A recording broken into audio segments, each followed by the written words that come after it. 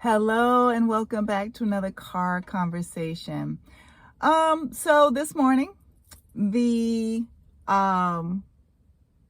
execution of Julius Jones was commuted, and never underestimate the power of the collective, the power of the people. I want to say that first. And I think that every time that we get weary, we get tired, we get fearful, we get frustrated in, what we're seeing around us and what's happening and whether or not and feeling helpless also. We need to remember these moments. We need to remember these moments when we come together and we make an impact and we make a huge difference. So we just witnessed once again the power of the collective. But here's what I wanted to say specifically about the commuting of his death sentence. So it's commuted and he's still gonna sit in jail? An innocent man who's already spent all these years in jail is still gonna sit in jail? Is that the plan? Because it was commuted without the possibility of parole. And I know that the fight is going to continue and we all have to continue to elevate our voices about this situation, but how does that even make sense to this governor? How does it make sense that if I'm going to commute a sentence, if I'm going to say, no, you cannot kill this individual because this individual is more than likely innocent. I mean, the proof is there. You had another person admit to committing the crime, committing the murder. And we're going to allow Julius to continue to sit in jail and waste the rest of his life? Haven't we already taken enough of his life, of an innocent man? And the sad thing is, most of you are thinking just like me, this has been happening for decades. This has been happening for generations. But it's time for this bullshit to stop. Day one, if you deem a person to be innocent, they need to be free.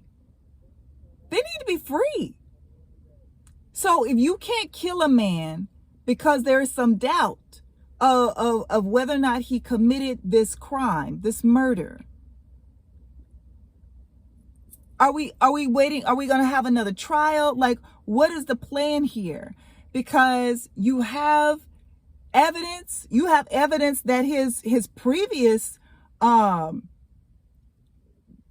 didn't even present years ago. We're aware of that.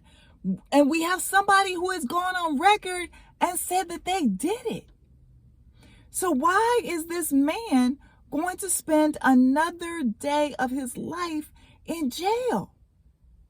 And another thing that disturbed me, another thing as a mother disturbed me, I was watching Joy Reid and she was talking about the family was able to visit Julius Jones yesterday.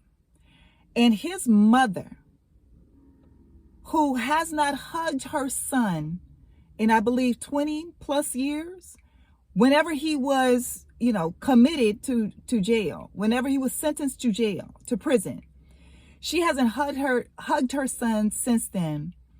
And then yesterday, when the thought was that he was going to be executed today, yesterday, a day before he is to be executed, his mother was still denied the opportunity of touching or hugging her son, who she has not touched or hugged in 20 plus years or 20 years.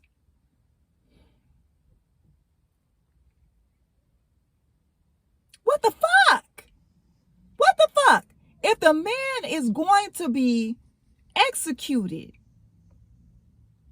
what harm is there in allowing him to hug his mother. His mother.